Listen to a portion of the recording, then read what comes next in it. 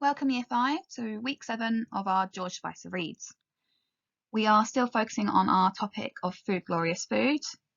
However, this week we're taking a step away from Matilda and looking at Charlie and the Chocolate Factory, another book by Roald Dahl. This session we'll be reading part of the chapter called The Inventing Room. Now, knowing that Willy Wonka is an amazing inventor, I want you to try and think of some ideas of what types of chocolates and sweets he could be pioneering in this room. Okay, like last week, we're going to have a little quick look at the glossary. These are words that come up in the text that might need a little bit more explaining. So we've got the word streaked. Now this means to move fast in a specified direction. So it could say, the cat streaked after the mouse. Poached. Now, this word has two meanings, and both meanings are referred to in the text, I think very cleverly by Dahl. So poached means to cook by simmering in a small amount of liquid. It can also mean you've stolen something. So a poacher tends to be someone that steals wild animals. A cane, now you can see our image on the right there. A cane is a rod made especially of wood or metal that often has a curved handle and is used to help someone walk. Okay, so I'm going to do a teacher talk aloud. So I'm going to read through the text and discuss anything that seems quite important to me or that gives me a bit of an insight into the characters, perchance. Cream and hair cream. Hair cream? Cried Mike TV. You don't use hair cream?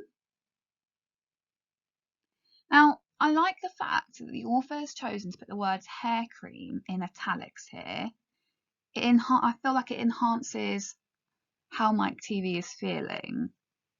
He feels a bit perplexed, a bit puzzled. Why would there be hair cream being used in a chocolate factory? I think the author is really highlighting the confusion this character is feeling and also making the author question this as well. Well, why would there be? Please tell me that he doesn't put it in the treats. Row on, shouted Mr. Wonka. There's no time to answer silly questions. I think that phrase, there's no time to answer silly questions, gives us a great insight into the character Mr. Wonka. He sees this as a silly question. Well, why wouldn't there be hair cream in a chocolate factory? It gives us an insight into who he is as a person. He seems and comes across as a little bit unusual, a little bit strange. Maybe he thinks it's odd that Mike doesn't understand why there is hair cream, and so he does see it as a silly question. They streaked past a black door. There we have that word streaked, which we know from our glossary, means to move quickly in a specific direction. Storeroom number 71. Quite interesting, we've got that number 71, just shows you how many storerooms there are in the factory, which tells us the scale of the factory. This is a big place. Whips, all shapes and sizes. Whips? Cried Veruca Salt. What on earth do you use whips for? And again, we've got that word whips in italics, which, just like Mike TV, shows how Veruca is feeling. It emphasises how she finds this incredulous. Why would there be whips? It's a chocolate factory. Again, it's that sense of puzzlement, confusion, feeling perplexed. For whipping cream, of course, said Mr. Wonka. And that use of the phrase, of course. Why wouldn't you know that? Like, come on. It's something that everyone does. So why would there not be whips? Again, it shows us more of an insight into Mr. Wonka's character. To him, it seems only natural to have whips in a chocolate factory. How can you whip cream without whips? Whipped cream isn't whipped cream at all unless it's been whipped with whips. So he's playing on the words there. Just as a poached egg isn't a poached egg unless it's been stolen from the woods in the dead of night. Now, the reason I thought it was really important to share that word poached with you in the glossary is for this great phrase here. Just as a poached egg isn't a poached egg unless it's been stolen from the woods in the dead of night. Now, a poached egg is an egg that's been cooked via the egg being submerged into water. But you can also have a poached egg if you stole an egg from a farm. So he's playing on the words here because you can have a poached egg by simmering water bought from the shops. But to Mr. Wonka, it has to be stolen. He's using both senses of the words here, which again gives us a bit of an insight into his character. He takes things quite literally. You can't whip cream without whips. You can't poach an egg without having been stolen from the woods. Row on, please. They passed the yellow door on which it said storeroom number 77. All the beans, cacao beans, coffee beans, jelly beans, and has-beens. Has-beens? Cried Violet Beauregard. Again, we've got that great question, has-beens in italics. All of the children are quite confused by this chocolate factory. It's not what they expect. And that phrase has-beens doesn't make sense to Violet. What do you mean by has-beens? Now, that phrase is often used to describe maybe a celebrity or a public figure who's fallen out of grace. Someone who was really famous, but now is not so much. And we don't see them often in the news or in films or TV. And so we call them a has-been. They were popular, but not anymore. You're one yourself, said Mr. Wonka. Now, this is quite a harsh thing to call a young child a has-been. And it makes me think that he's saying this because he's fed up of all the questions from the children. All these questions of things that seem quite obvious to him. Getting a further sense of Mr. Wonka being a bit eclectic, a bit strange. Now, if you've read this book before or you've seen the film, at the beginning, we're told that he shut down the factory and forced all his workers to leave.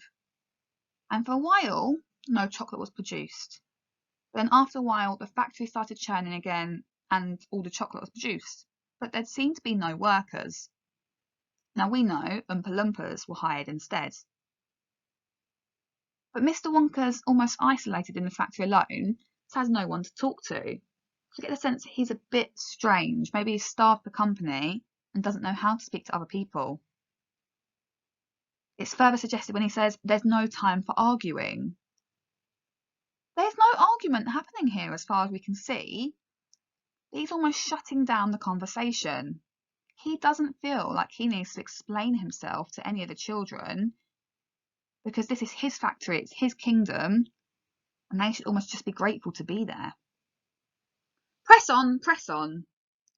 But 5 seconds later, when a bright red door came into sight ahead, he suddenly waved his gold-topped cane in the air and shouted, "Stop the boat!"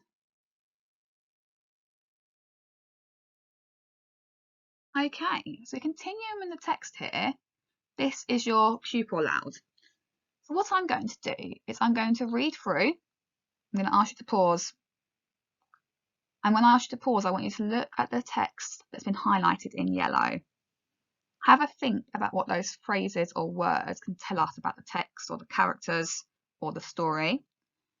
And then we'll go through it together. When Mr. Wonka shouted, "Stop the boat!" the Oompa Loompas jammed their oars into the river and backed water furiously. The boat stopped. The Oompa Loompas guided the boat alongside the red door. On the door it said, "Inventing room. Private. Keep out." Mr. Wonka took a key from his pocket, leaned over the side of the boat and put the key in the keyhole. Okay, so pause for me. Have a little think about what those phrases can tell us about the story or the characters. And then we'll go for it together in a second.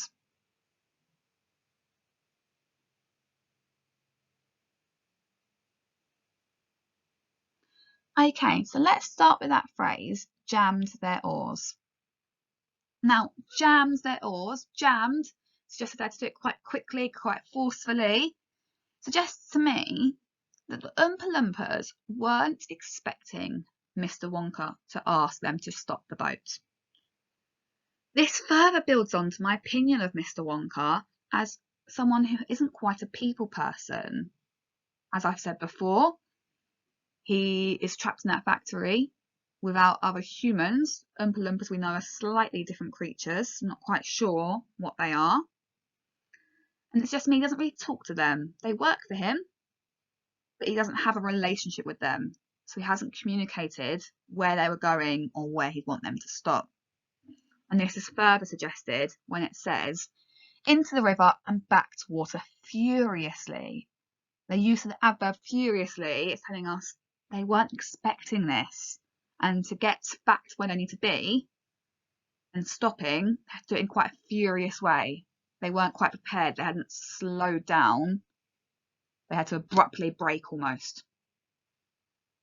The boat stopped. The Oompa Loompas guided the boat alongside the red door. On the door it said, inventing room, private.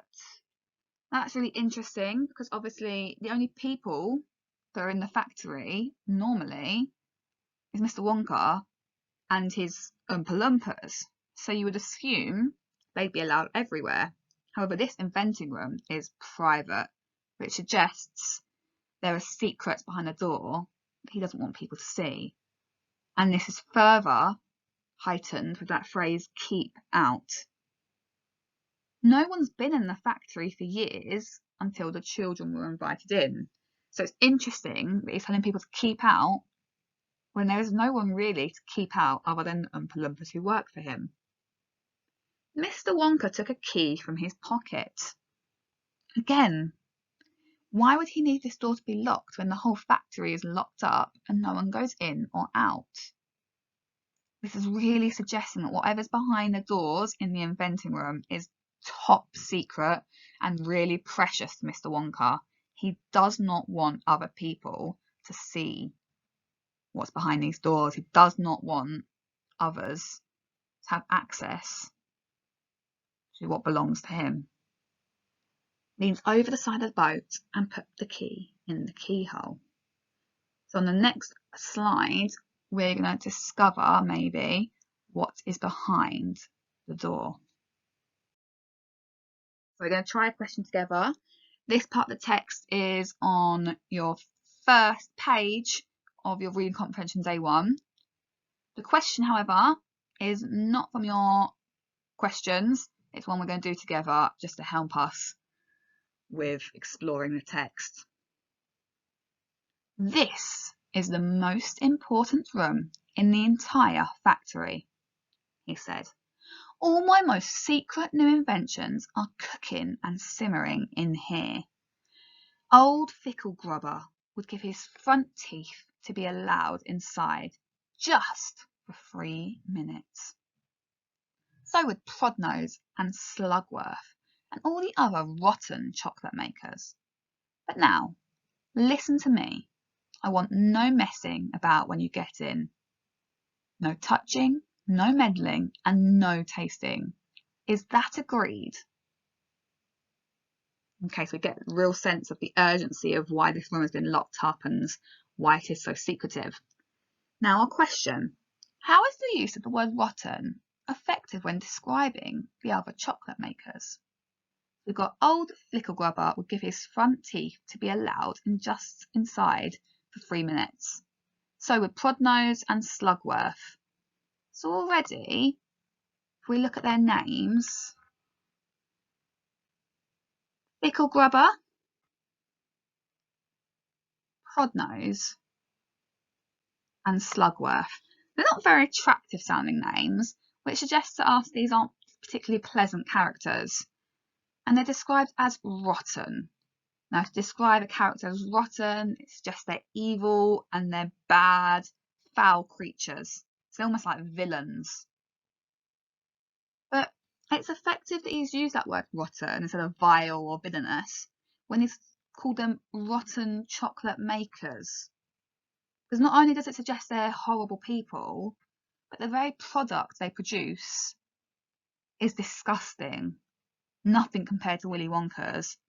Rotten chocolate, it makes you think it's mouldy, it's disgusting, it's inedible.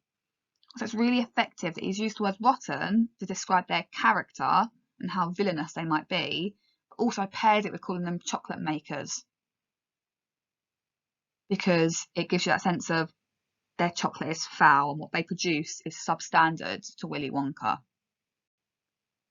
Okay, I really hope you enjoy your pack this week. And if you have any questions, remember to talk to your teachers, send them an email. We are more than willing to help you. Well done for all your hard work so far, Year 5. Keep it up.